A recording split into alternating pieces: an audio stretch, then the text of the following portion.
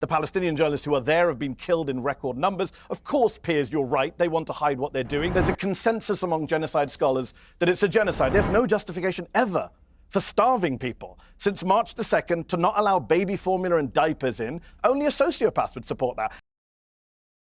We've got a pretty spicy Piers Morgan panel to start the day with between Mehdi Hasan and John Spencer on the ongoing genocide in Gaza. So if you can, take a moment, leave us a like. It really helps us out in the algorithm and we really appreciate it. And let's get right into the debate. Bezalel Smotrich, the finance minister in the Israeli government, said this week, "We are there to conquer, cleanse, and remain." Those are his words. "We are disassembling Gaza," he said. "We are leaving it as piles of rubble."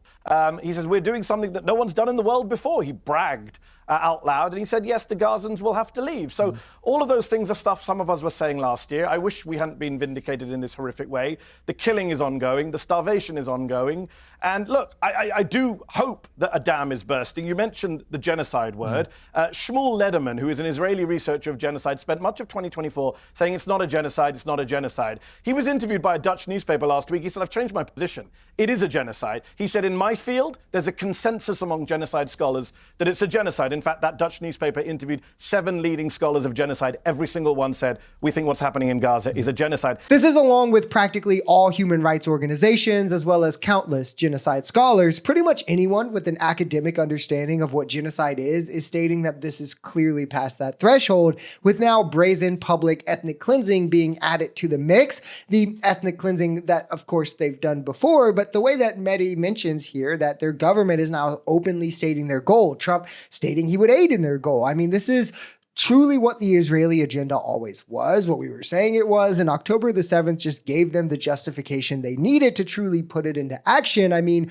why else would they still be raging on with this 19 months later? The Palestinian journalists who are there have been killed in record numbers. Of course, Piers, you're right. They want to hide what they're doing. That's why they're killing the journalists there and blocking the journalists from coming in. This idea that he's been on the ground. Yeah, I did interview a doctor, a British plastic surgeon, Dr. Tom Patoka. And by the way, he wasn't in the European hospital because the hospital got bombed by Israel. So he was in another hospital, and he talked to me about how he has to treat patients who have maggots in their wounds. He has to treat patients without limbs. He has to treat children. I've interviewed multiple doctors on the ground in Gaza, actually in Gaza, not hanging around with Israeli military. And they've all said the same thing. American doctors, British doctors, Canadian doctors. They've all talked about how many kids they saw with sniper bullets to the head and chest. Israel does intentionally kill civilians. That's why Benjamin Netanyahu and Yoav Gallant were indicted at the International Criminal Court for precisely those charges, for willful killing of Palestinians, for murder and persecution. That's why they've been indicted. That's why every human rights group in the world says war crimes are being committed. They've killed people holding white flags. We've seen it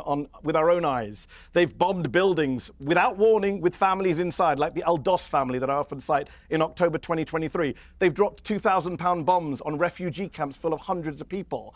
They have killed 7 aid workers in a clearly marked World Central Kitchen aid convoy. And I've actually spoken to many of the doctors who have been in Gaza as well on the channel. I mean, we even hosted a panel of them, and they shared many of the same stories. I mean, kids being shot in the head and chest, disease that they are unequipped to deal with due to the blockades. I was told of the IDF entering a hospital and shutting off all the electricity, leaving literal newborns to rot. I mean, it's quite literally unthinkable crimes against humanity, all being whitewashed by American media and defended by the majority still, when enough oopsies, we got civilians again happens, it should clearly show that they were never really oopsies, right? Like shooting civilians at food trucks, shooting doctors caring for patients, bombing residential areas. There is no red line for the IDF. America gave Israel everything it wanted, and they went ahead and decided to, you talk about killing Hamas commanders, they dropped 2,000-pound bombs on October the 31st, 2023, on the Jabalia refugee camp, killing over 100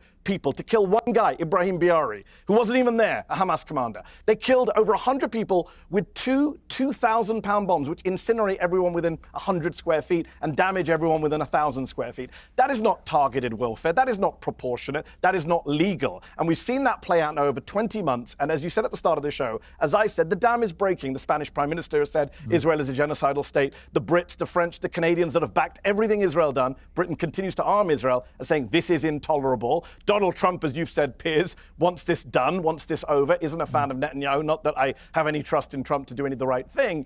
And I think the reality is, look, everyone can see with their own eyes, there's no justification ever for starving people. Since March the 2nd, to not allow baby formula and diapers in, only a sociopath would support that. This is with over 55,000 now killed, Gaza in critical risk of famine, over 80% of Gaza destroyed. Since March alone, 500,000 people have been displaced, 41% of essential supplies are depleted, and Israel is only continuing its attack. It's continuing to hold aid trucks from entering, and it's now talking about moving the entirety of the Gaza Strip out of their homes in a mass ethnic cleansing campaign to just retake the land because God said it's theirs. The conditions are only growing worse. The IDF is only growing emboldened now with Trump in office. And the sad part is that mainstream media is covering it less and less. Israel is going to just get to wipe its hands clean of this largely until the ICJ finishes hearing the court case regarding of it, and who knows what'll come of that. This is why it's incumbent upon us to not forget, keep protesting, saying free Palestine whenever it's possible, letting people know, hey, it's still happening, right? And this is because in the face of genocide, the last thing you should do is be silent.